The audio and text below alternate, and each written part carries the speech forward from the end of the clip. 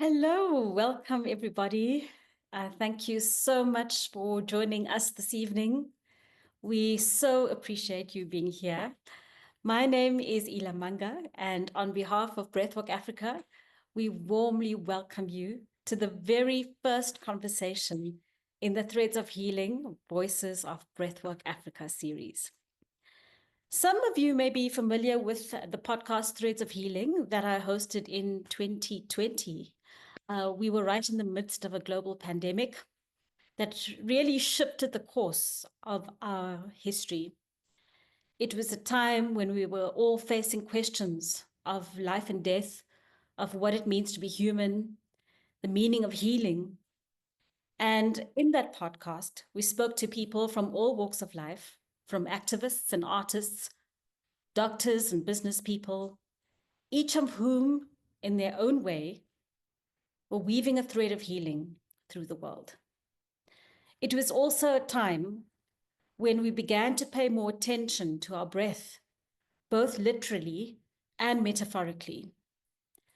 Breathwork Africa's primary interest in this vast field is to make the art and science of conscious breathing more credible and accessible to more people, to expand its vision of its potential far beyond how breathwork is being practiced as a wellness tool or modality accessible only to a privileged few, to being a language of our shared humanity that could guide us back to our innate state of wholeness.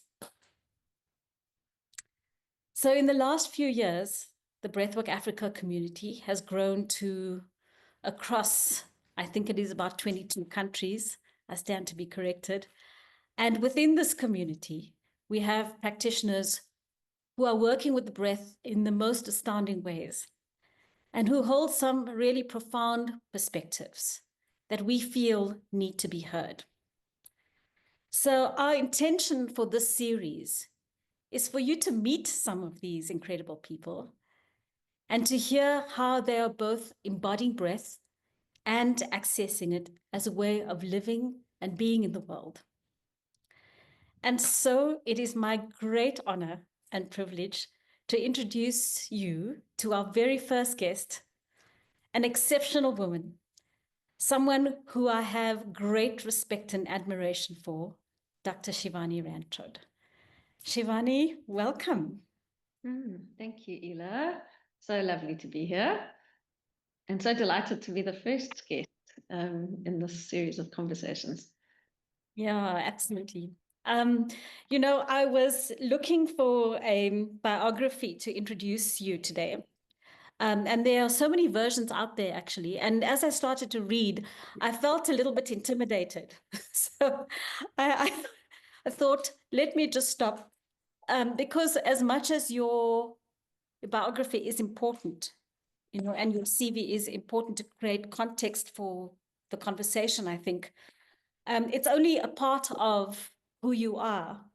And this evening is to really explore the dimensions of who you are beyond what people may just come across when looking at your CV.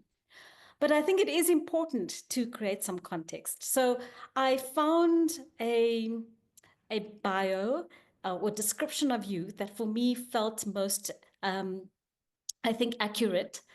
And this comes from the African Leadership Initiative that you are a part of, and you're part of that cohort this year. And so if you don't mind, I'm going to just quickly read that as we kick off this conversation. So just to give everyone context.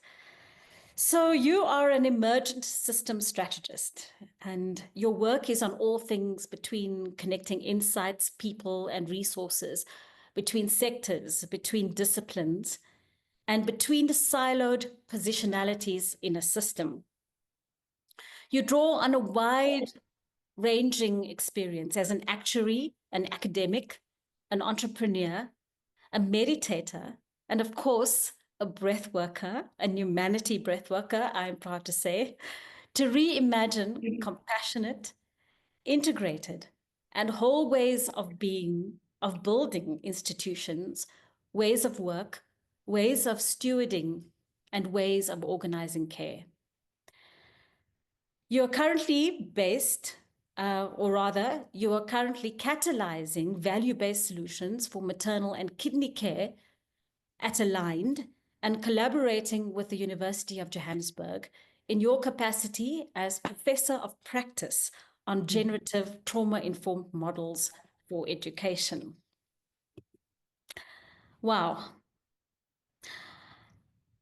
Shivani, I'm really curious to know, along this journey and this trajectory of your career, are there some pivotal moments that you feel has shaped your life journey that you would like to share with us today? Yes, absolutely. I mean, who doesn't have pivotal moments? I was actually just reading something this week about quantum mechanics and, this idea that we have all these moments at which our lives split and in effect, kind of multiple parallel lives. And so those moments, like where things could have gone in completely different directions, I think those are the sort of key ones. There are many that come to mind. The first one that I will maybe talk about, which is connected to the work at Aligned, is a car accident that I had in 2018. So very bizarre, outside Barrydale, in daylight, kind of 4 o'clock in the afternoon. I don't know what happened. It's possible that I fell asleep at the wheel. But there was a moment that I'm not aware of. The song that was playing in the car was the Aerosmith song, I Don't Want to Miss a Thing. And anyway, the car sort of drifted across the road and then flipped and had this moment of, so the place of the accident was quite bizarre. It was just outside a labyrinth, and it used to be a baboon sanctuary where a very good friend of mine got married. So it's a place that I've been to. It's a place where I've walked the labyrinth. And so the location of the accident was strange, and this moment of like as the car flipped, this feeling of being sort of caught in the car landing. And so my son and I were in the car. My husband was in the car ahead of us. He saw the accident in his rearview mirror, and he had a moment of not knowing whether we were alive or not. And we came out of the car like virtually unscratched. I had a little bit of a graze from the seatbelt. So that's a real sort of like, there's a version in which I don't get out of the car, and there's a version in which I do get out of the car. And in the version where I do get out of the car, that's where I have to stop and really think about what it is that I'm doing with this, in Mary Oliver's words, this one wild and precious life. And so we'd already started Percept, our consulting firm, and Percept was for me very much about integration of head and heart. How do we bring our heart into doing this quite sort of intellectual, transdisciplinary work on system improvement? And the thing I walked out of that accident with was like, what about my spirit? Like, where does that come into my workspace? And so, Aligned was born very soon after that. And the work at Aligned of health systems kind of reorganization and ecosystem reorganization, there's such a strong spiritual component to that work, of coherence, of feeling like, or listening in, because there's sort of an underlying sense that the work is divinely guided. So yeah, so that's maybe just that story for now. Wow, Shivani. So, as you share that story, it feels like such a profound crossroads moment. And, we've all had these crossroads moments in our lives that really stop us in our tracks. We have no choice but just to stop and actually reevaluate everything that is important to us. And sometimes that can be a very scary moment, because sometimes it means shedding what no longer is relevant, right? And making choices along a path that we can't see, that seems a bit murky. We can't see what's immediately ahead of us. And, it takes a great deal of courage and trust. Do you feel that that experience and your life experience subsequently reinforced your innate trust in life and in yourself? Like, has life proven, maybe it's a leading question, but has life proven to you that you can trust it? It like most certainly has. And I don't know if it's so much about that moment, but it's sort of a thing that has built up over time, and was so it's so connected to my meditation practice, because and I have a very distinct memory of a moment of like quite a fundamental shift in relation to trust. And I've been meditating sort of once a week in a group for a couple of years. And there was something about that regularity and being in community, so both of those are important. There was something about sort of a rhythm, a particular place, and then something about not doing it alone, right? So coming into community, meditating in community.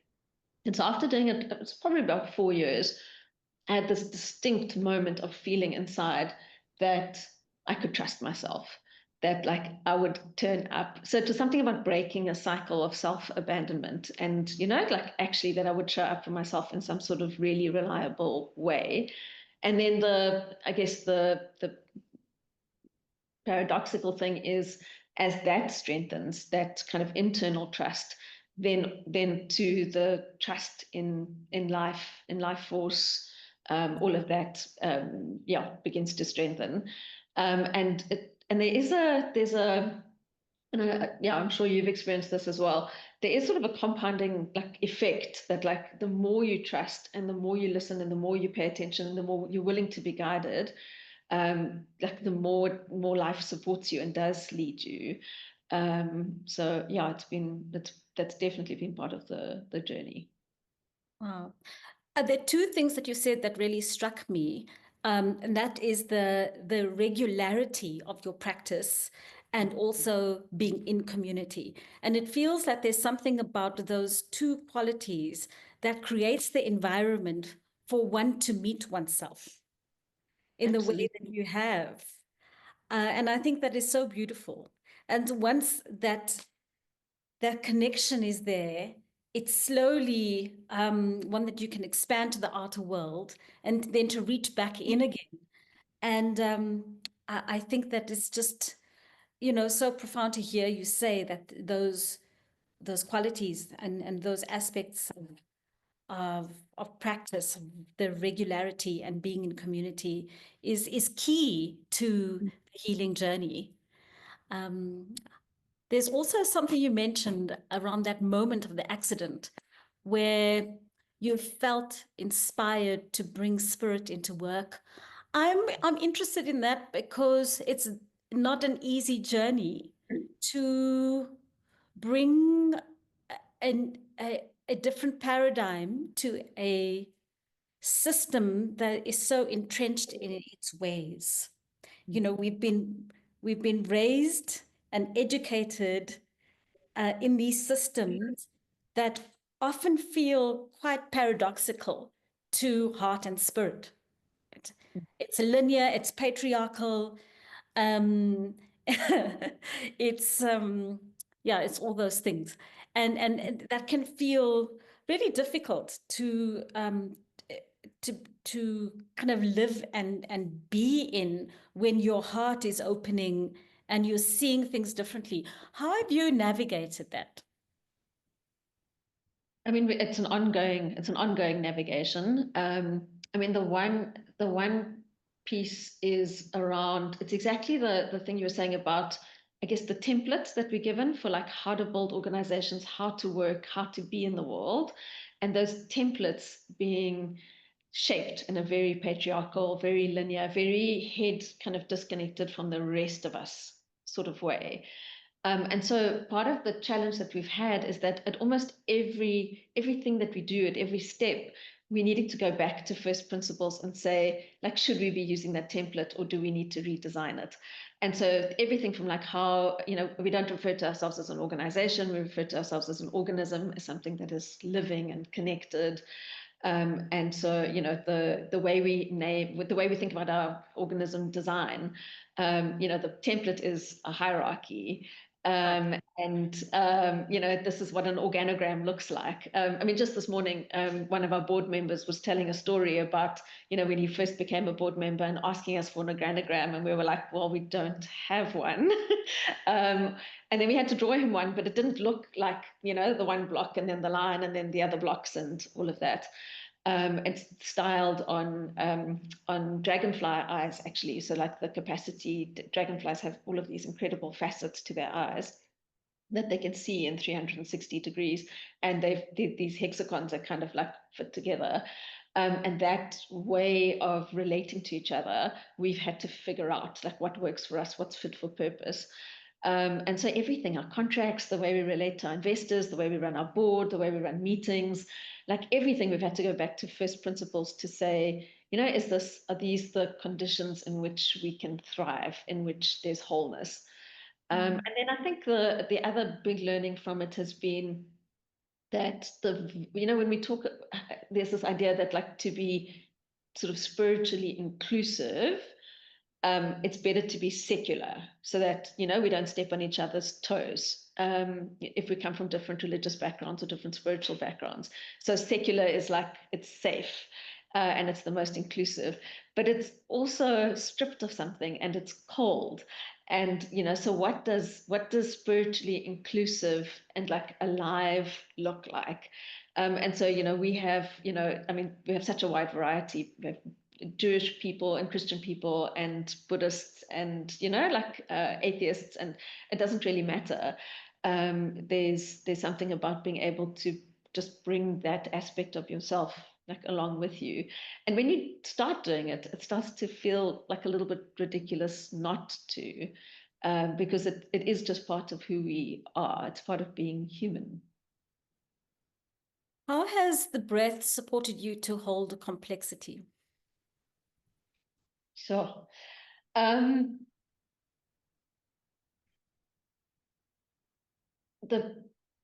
sort of best way that I have to explain it is, or the way that I've experienced it has got to do with expansion of capacity. So working again regularly and in community and deeply with the breath has enabled like an expansion of like all the other capacities and sort of the layers of myself. And so as that capacity grows, there's more complexity that can be held.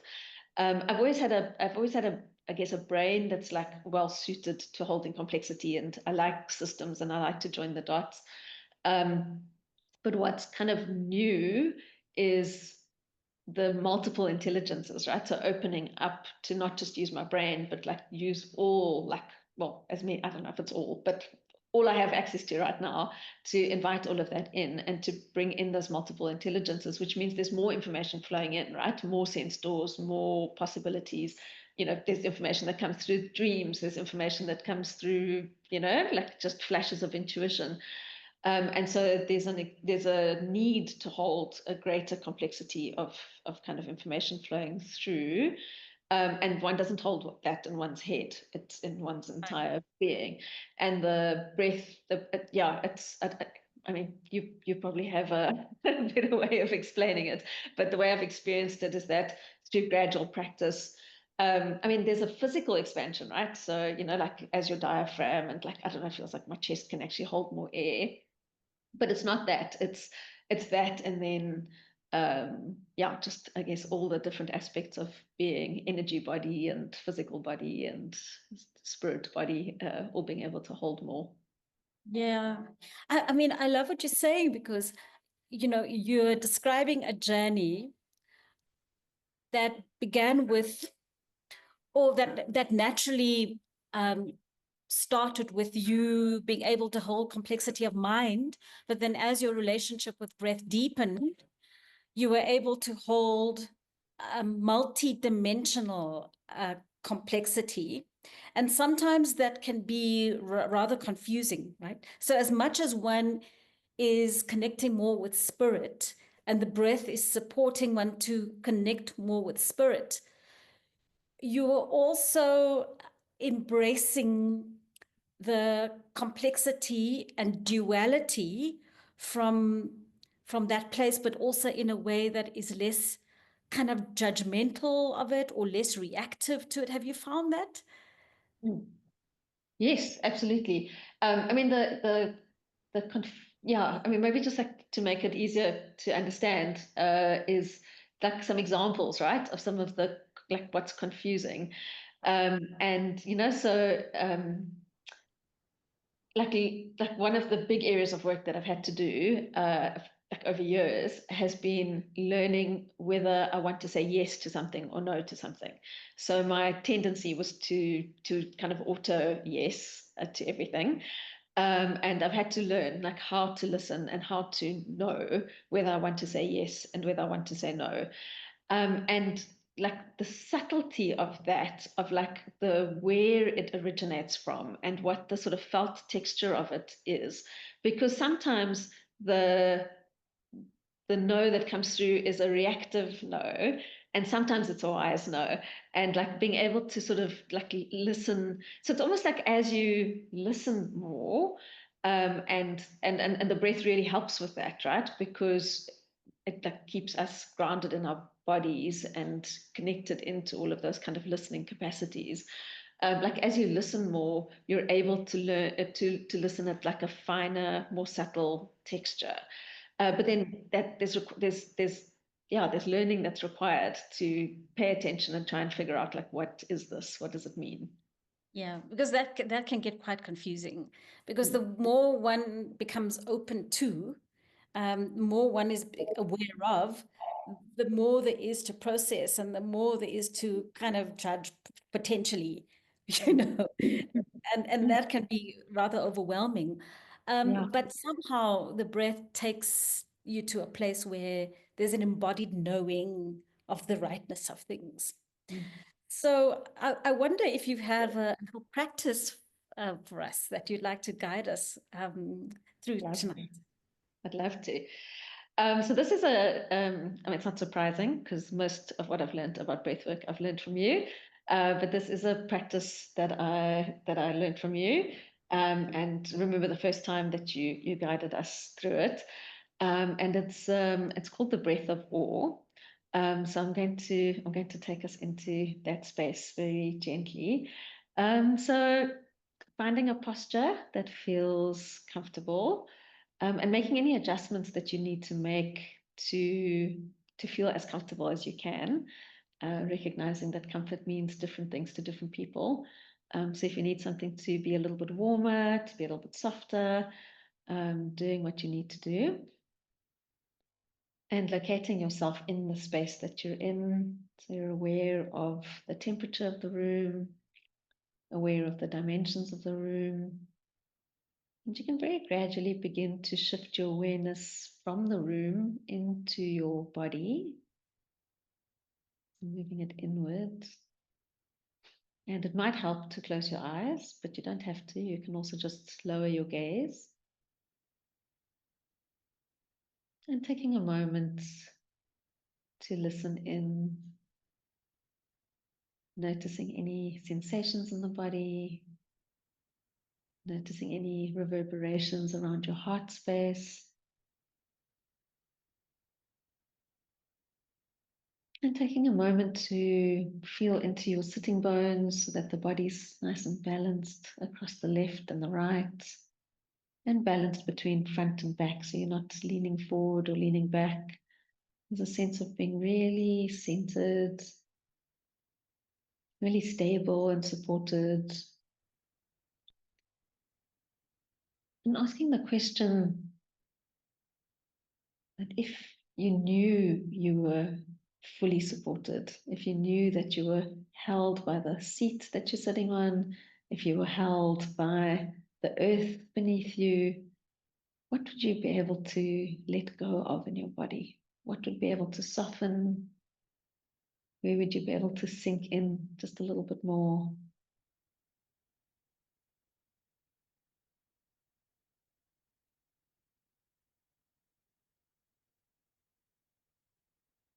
And then we're going to begin to deepen and lengthen our breath. So it's not big and effortful, but there's a sense of the breath being able to reach very deeply into the center of your being, rippling through your whole body, reverberating. There's a fullness to the breath. There's an edginess to it. You're aware of the edges of the breath.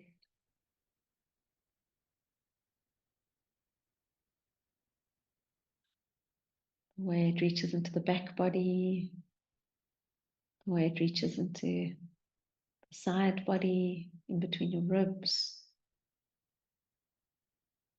Noticing how your belly rises and falls, and paying equal attention to the in breath, the flow of breath into the body, and the flow of breath out of the body.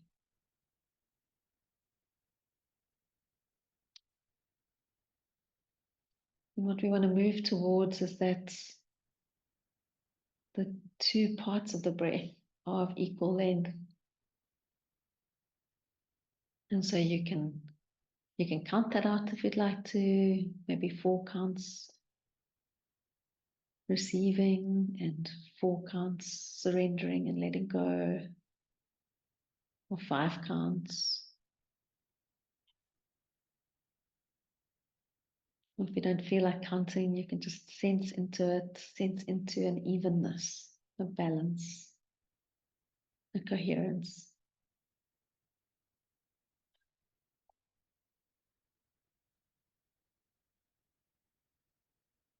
Just taking a few moments here to smooth out any places where the breath is sticky or it catches.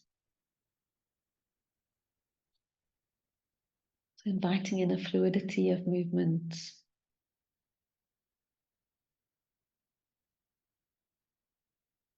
Fluid and full, like the ocean, ebbing and flowing.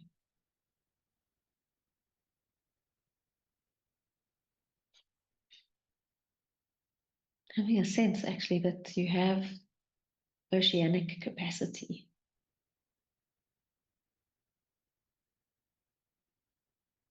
That there's room for the breath. There's room for more.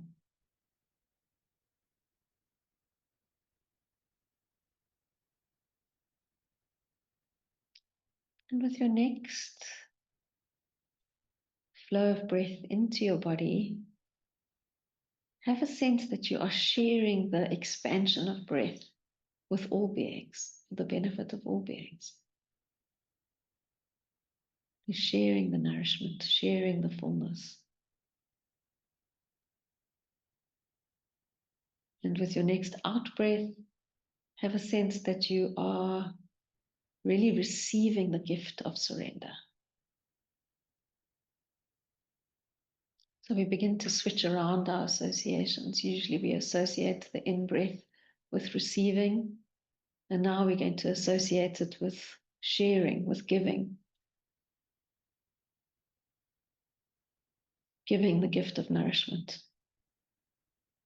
There's a real generosity on the in-breath.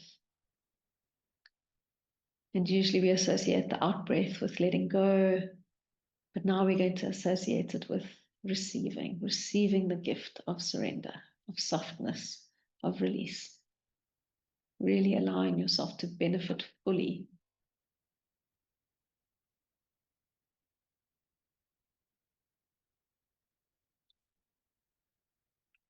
And maintaining an evenness of attention as you do this, each cycle of sharing the blessings of the breath and receiving the surrender.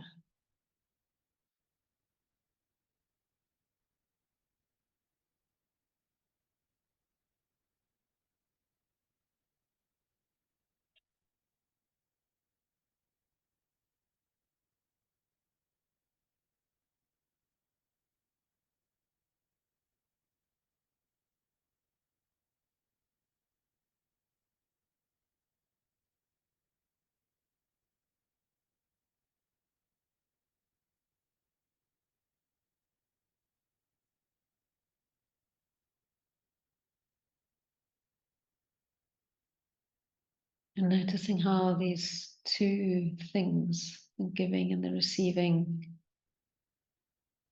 the in-breath and the out-breath, how deeply connected they are to each other. Notice the reciprocity, the points of contact.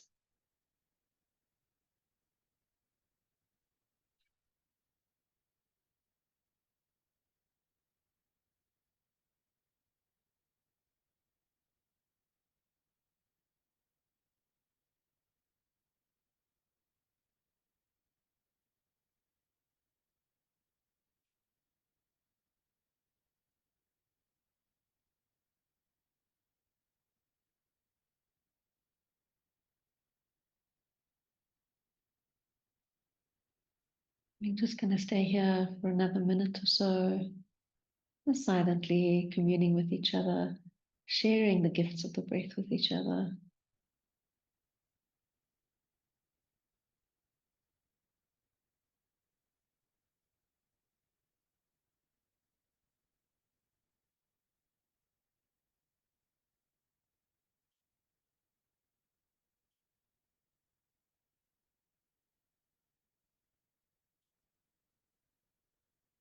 And then you can very gently begin to let go of this deliberate pattern of breath and just allow your body to very gently come back to its own rhythm.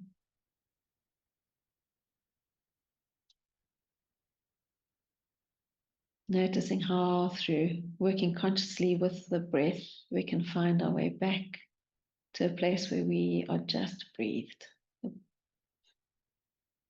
The breath that has no breather.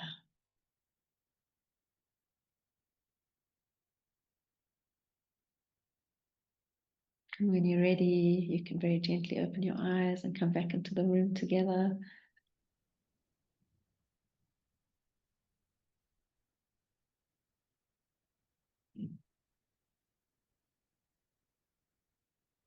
Thank you so much, Shivani. That was so beautiful and such a profound practice. And thank you for leading us today.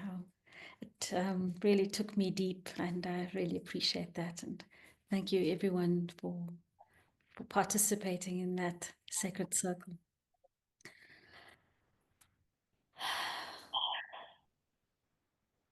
You know, Shivani, your life flows through so many places and spaces. At the university, through your business, in your work in palliative care, your meditation circles, your family. I know that you have a love of poetry and the spirit of the word and of words. I'm curious about how you feel your life experiences and the spaces in which you live and work have shaped your relationship with breath and how you have come to understand the role of breath. Can you speak a little to that? Yes. So I think by virtue of having moved through so many different spaces and roles, the commonalities that are present and the way that every aspect of our lives is shaped by systems, by the systems we exist in. Often the design of which and the history of which is quite invisible to us. So, you know, when we were in a university, like the forces that shaped the classroom, right, shaped the power dynamic between lecturer and student, you know, between, like, I mean, even the physical spaces, the design of those spaces. They didn't arise out of nothing. They arose out of very particular systems of separation, actually, I guess is the way that I would describe it. So, you know, those sorts of experiences and seeing actually how those systems of separation impact on our capacity to do our best thinking, our most beautiful thinking, and limit learning, actually, And then in the workplace, having similar experiences, noticing the same things. Like it looks different. It's packaged differently, but it's the same stuff. Like the way that companies are designed, the way boards are designed, so governance structures are designed. Like all of these things are designed, like actually in quite a boring way. Like everything is designed like in a hierarchical way. It's like the same metaphors of success, the same. Medicine's the same. And medicine is the same. So health systems are the same. The ways in which patients' voices are not listened to. Again, the same thing. Patients, where's the space for patients to do their own beautiful thinking about their healing, about their preferences, about their journey. And so it's, on the one hand, yes, all of these different roles and spaces, but on the other hand, it's the same things, just like in slightly different guises.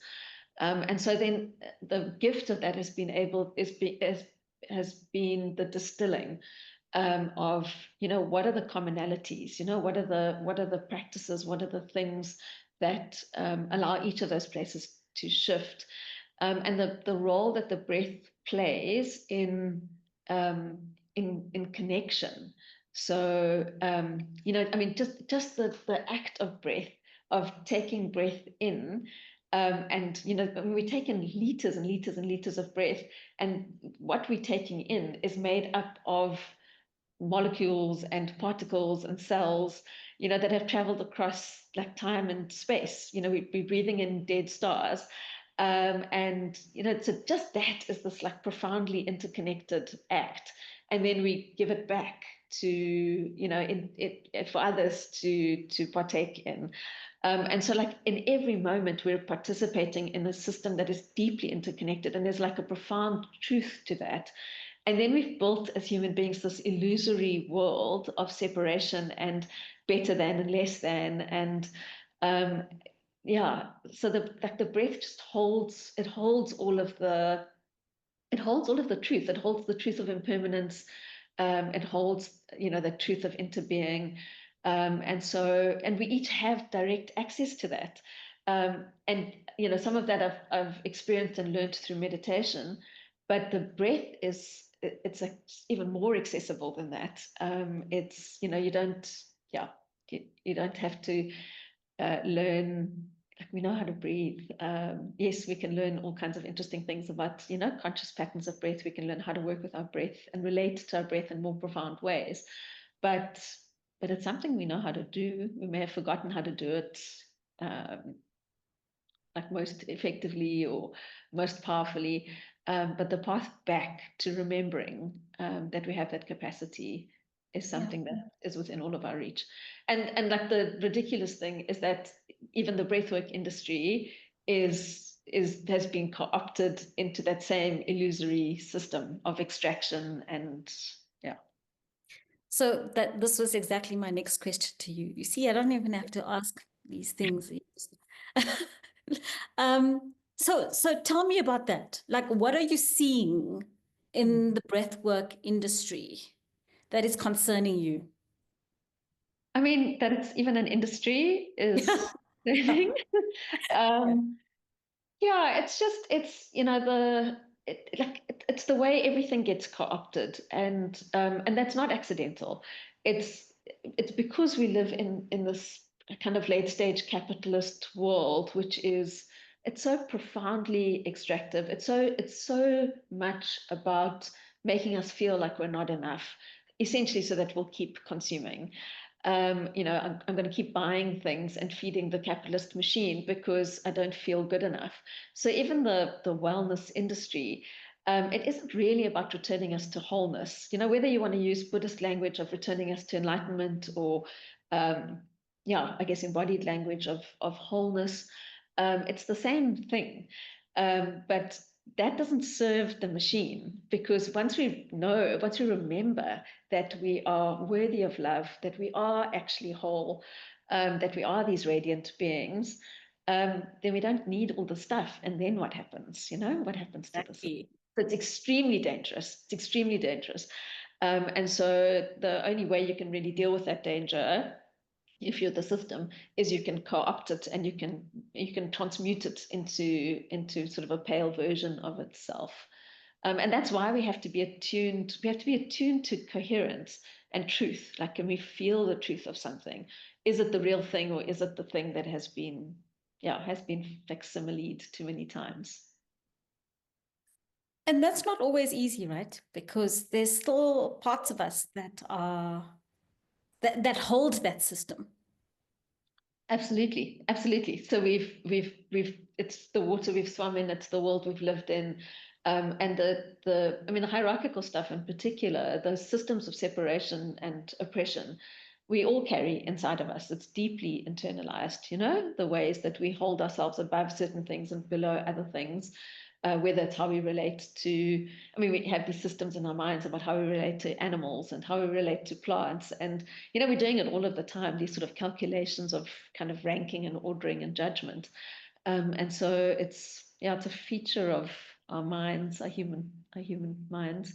And so it's conscious work to not participate in that, or to at least participate less.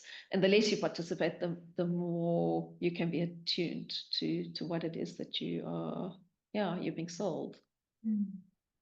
Yeah. So as much as breath kind of liberates us from those systems, there's still a part of us that we tend to hold back, right? Because we fear being judged or criticized or rejected or whatever that is. So if I had to ask you what you would really like to say if all of those fears were dissolved, and if you had complete freedom to share what you'd like to say about life, about breath, about healing, whatever it is, what would that be? What is the thing you're most afraid to say? It's going to sound so strange, but the word I don't use, except in very safe places, is God. And so it's been easier for a long time to talk about spirit, to talk about the divine, to talk about the mystery. Like, all of that feels okay. Like, it feels a little edgy, but it's okay. But I find it hard to say God, and to talk about being in relationship with God. And yeah, I don't know why that is, but it's a difficult thing to claim. That's such an interesting thing because I have the same feeling. I don't often use the word God. It's far easier to refer to the great mystery or Mm. what we are all a part of. And maybe because it's so loaded, and perhaps it's what religion has done to the word. Yeah, so I think it is actually related to the previous point about co-option. So, when things get co-opted, they get distorted. I mean, even the area that I work in value-based healthcare, which it's a whole system of, like, really designing healthcare systems to serve what's in the interests of patients, which sounds ridiculous. Like, what are healthcare systems doing if they don't serve the patient? But anyway, we do all of this work to reorganize the system to serve the patient. And so even that beautiful area of work in the healthcare system, that language has been co-opted, and stripped of its meaning.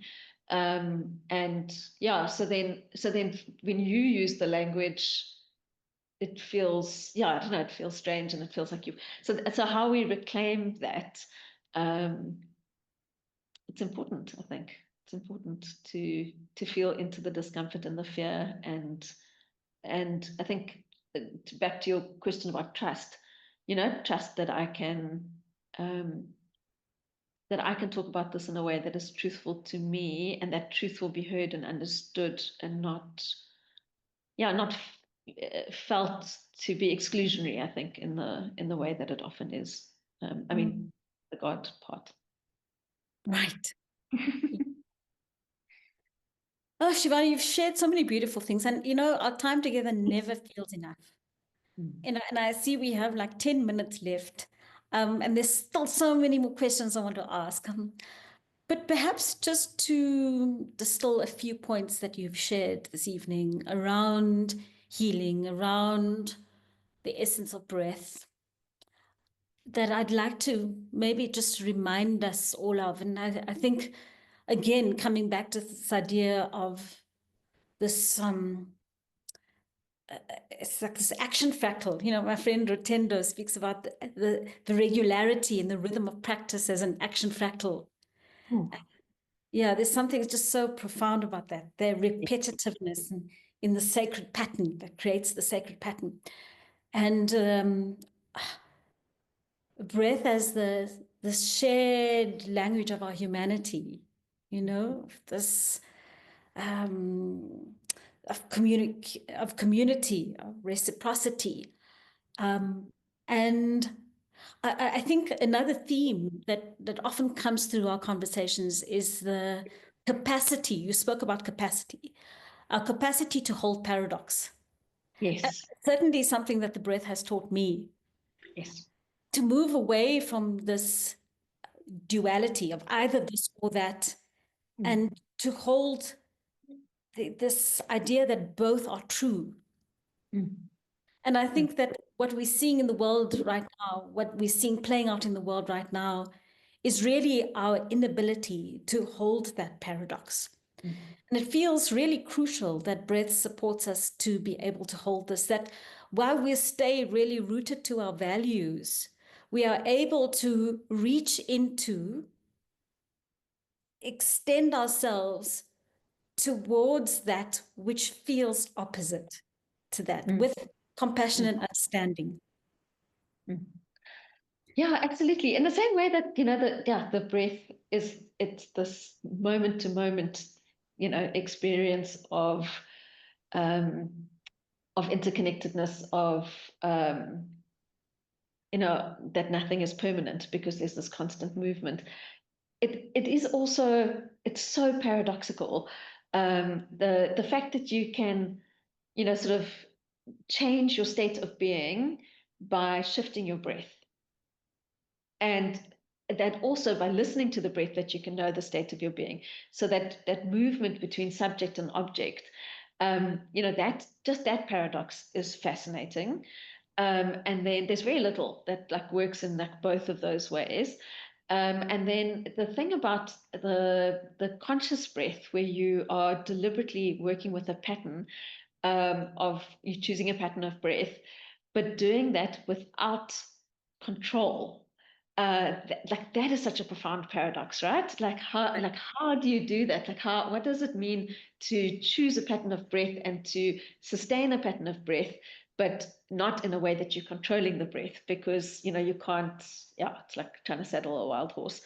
It doesn't really work. And then when you let go of that completely, this the sense that you are being breathed, and who's doing that? What is that?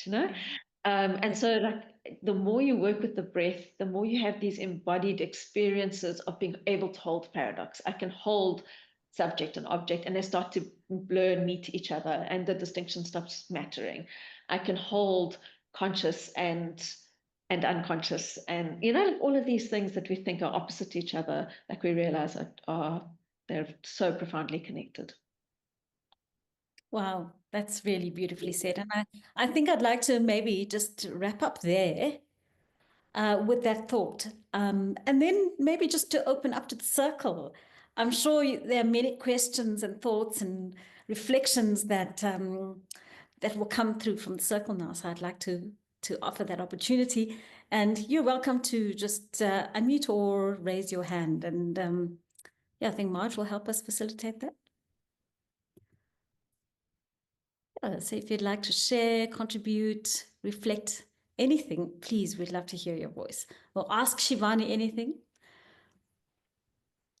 So perhaps while I've got my eyes on the digital or human hands being raised, Shivani, I could ask the first question.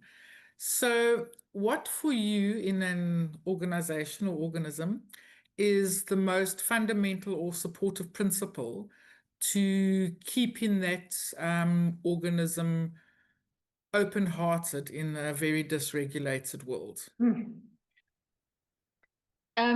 Marge, I think the guiding principle, and it speaks to, Ela used the word fractal at the end. The guiding principle for us is coherence. So it's like if you are really clear on like what it is, what is it that you're wanting to change in the world? What is it that you're wanting to shift in the world? Like you have to at every level, at an organism-wide level, at a team level, and then individually, there needs to be an embodiment of the same thing. So in the work that we do, we are wanting to encourage the healthcare system to reorganize so that people work in multidisciplinary teams, right? So we think that teamwork is a better way to deliver healthcare. If we can't work well in a team and we can't work collaboratively, then how do we expect the world to change outside? And then what personal work do I need to do that stands in the way of me being able to collaborate effectively? And so, like that principle of coherence guides us, and it links to the open-heartedness because it requires the work, of like the practices, the ways of staying open, like and that emphasis on practice and which is about that, it's about that repetitiveness and it's about doing it together. The practices are what keeps us able to move together in a way that feels safe. Yeah, thanks. That resonates. Anybody else want to ask Shivani a question? You can unmute or raise your real or digital hand.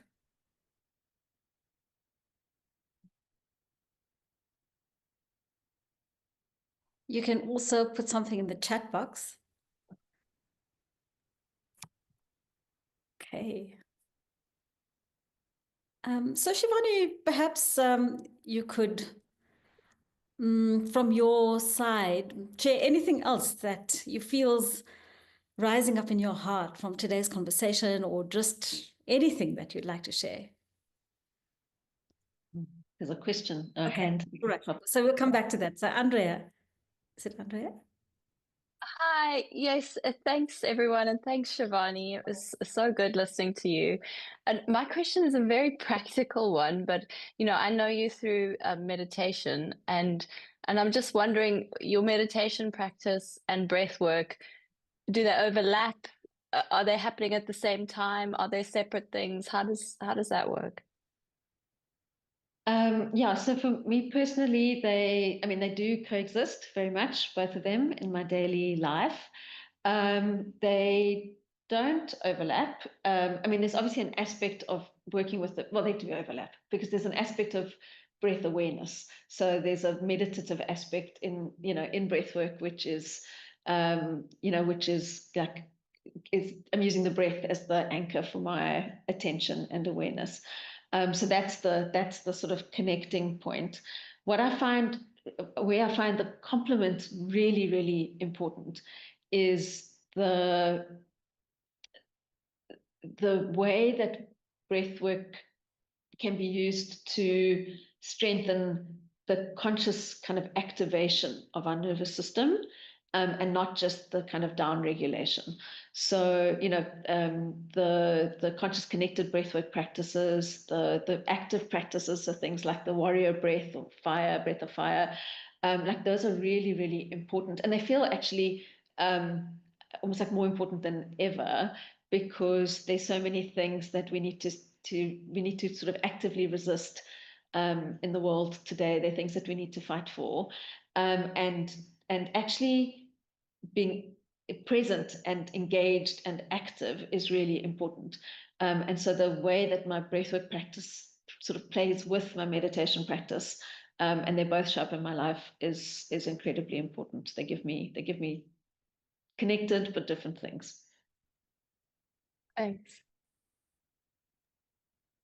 Thank you, Andrea. So I see there's a question from Miriam in the chat box, and she's asking, do you breathe together as a team? We do. Yes, we do. We do. So we mix it up. So we have a daily slot called Practices of Presence. And some days we meditate together, some days we breathe together. We also do sort of heart practices. So on Fridays we do a metta practice together. We're in the business of compassion, so like practicing that is important. And so it's not, I mean, it's not compulsory or anything like that. It's just a space that is offered. And different people come on different days, people come when they can. And it's really important. And then we specifically breathe together at key moments. So we had a very, very stressful moment like for the whole organism earlier this year. And all over the place, people were like frustrated, they were angry, they were sad, there was a lot of grief. It was sort of a pivotal moment for us as a collective. And we did warrior breath together. And that release of emotion was so powerful and so important. So there's the daily practice, and then there's the big moments where we need a bigger dose and something a little bit stronger. Oh, thank you, Shivani. And how wonderful to have this whole repertoire of practices that you can draw on. Yeah. Well, Shivani, thank you so much for being in conversation with me today, for sharing your time and your heart, and just in the way that you do in your life. So we really appreciate you being here, and we look forward to our continued journey together. And if anyone would like to connect with you, how can they do that? I'm trying not to do a lot of social media things. So you can get hold of me at Aligned. So Shivani at aligned.co.za. And you can get my number from you. There's lots of stuff going on WhatsApp, sharing of medicine words and various other offerings. Beautiful. Thank you, Shivani. And yes, this conversation is being recorded and will be loaded on YouTube for anyone else to access after this. So you'll look out for that, and you're welcome to share that. So thank you, everybody. Thank you, Shivani. Thank you to the Breathwork Africa team. And our next Threads of Healing Voices of Breathwork Africa conversation will be on the 29th of July. And the guest will be Pilani Sangweni. He's one of our breathwork practitioners in training, and he's also an African Indigenous wisdom keeper. And so we're really excited for that conversation as well.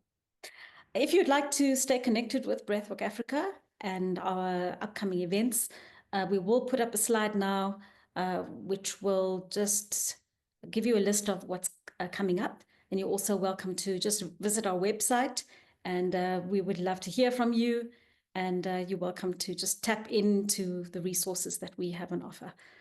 So thank you all, everybody, and we'll see you soon. Thanks for joining us. Bye-bye.